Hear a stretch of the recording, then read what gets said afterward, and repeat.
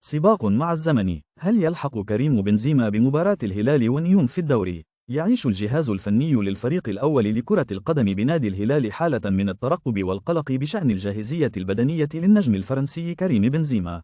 يواجه الفريق تحديا كبيرا في المباراة المقبلة، مما يزيد من أهمية تواجد بنزيما واللاعبين الأساسيين الآخرين. لا يزال هناك شكوك حول قدرة بنزيما على اللعب في الوقت المناسب بسبب وضعه البدني الحالي. تأتي هذه المخاوف في وقت حاسم للفريق الذي يحاول الحفاظ على موقعه التنافسي في الدوري. يتساءل الجميع هل سيتمكن النجم الفرنسي من استعادة لياقته في الوقت المناسب؟ الجهاز الفني يتابع حالته عن كثب ويأمل في حصوله على الضوء الأخضر للعب.